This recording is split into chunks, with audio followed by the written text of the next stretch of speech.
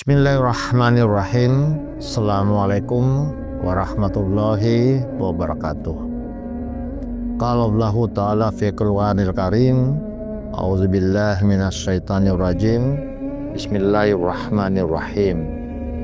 Ya ayyuhallazina amanu kutiba alaikumussyiyam kama kutiba alal ladzina min qablikum la'allakum tattaqun.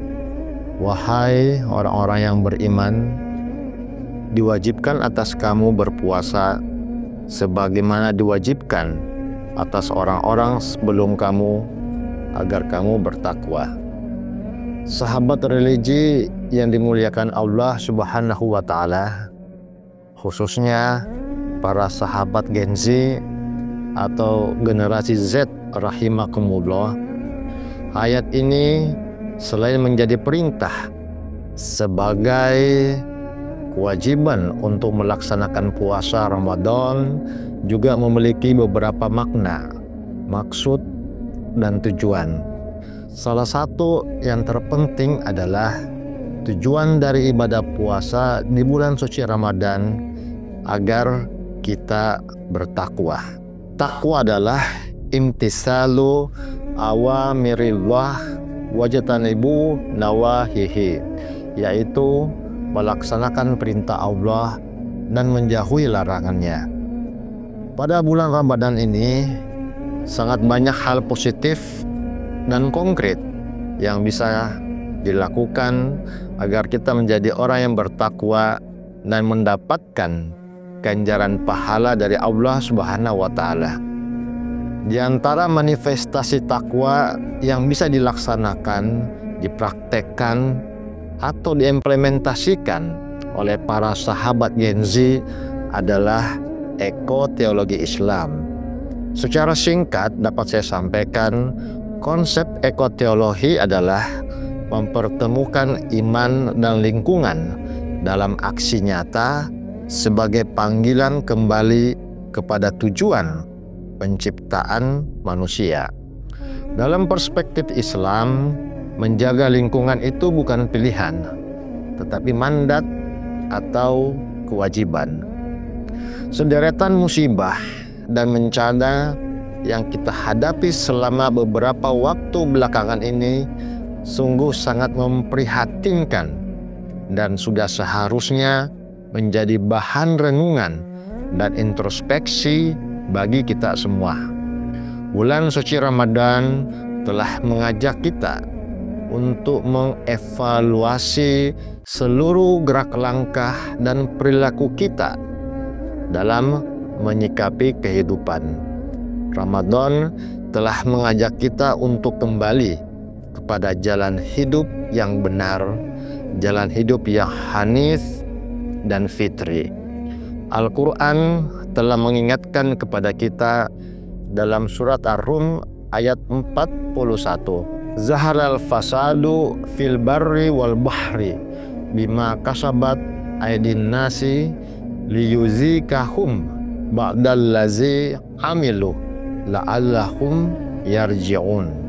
Telah tampak kerusakan di darat dan di laut disebabkan perbuatan tangan manusia. Lalu Allah membuat mereka merasakan sebagian dari akibat perbuatan mereka agar mereka kembali ke jalan yang benar. Implikasi dan pesan dari ayat ini menjadi dasar teologis untuk memahami krisis ekologis masa kini. Menegaskan bahwa manusia adalah khalifah yang bertanggung jawab atas alam semesta. Menekankan pentingnya memperbaiki akhlak dan menjaga lingkungan sebagai wujud ketaatan pada Allah Subhanahu wa Ta'ala.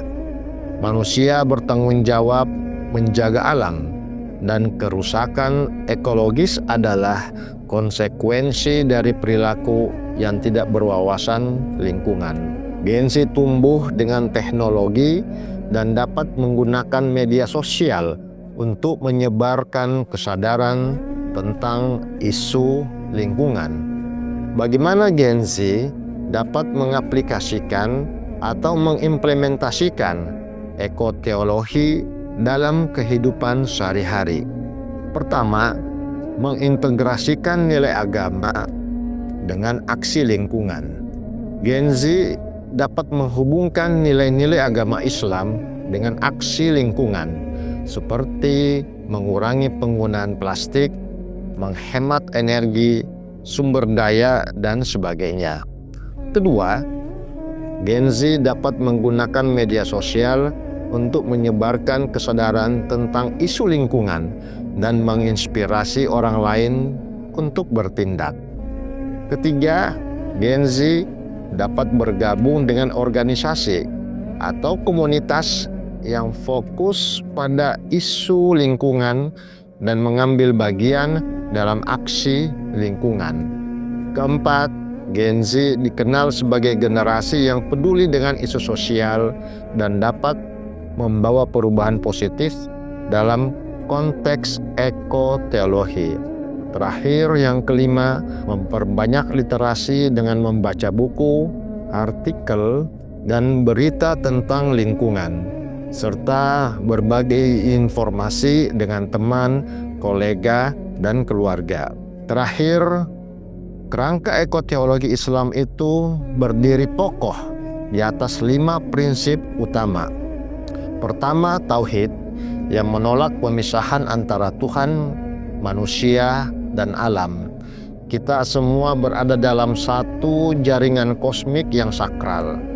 Kedua, khalifah menegaskan bahwa kita adalah pengelola bumi dengan akal dan etika, bukan penguasa absolut yang bisa mengeksploitasi seenaknya. Ketiga, amanah, yaitu beban moral untuk memelihara kehidupan. Keempat, adil, yaitu keadilan ekologis agar kita tidak rakus hari ini dan menyisakan sampah buat generasi setelah kita. Terakhir atau kelima, mizan, menjaga keseimbangan alam yang sudah Allah desain dengan sangat presisi. Demikian yang bisa saya sampaikan pada kesempatan yang singkat ini. Semoga bermanfaat. Wabillahi taufik wal hidayah. Wassalamualaikum warahmatullahi wabarakatuh.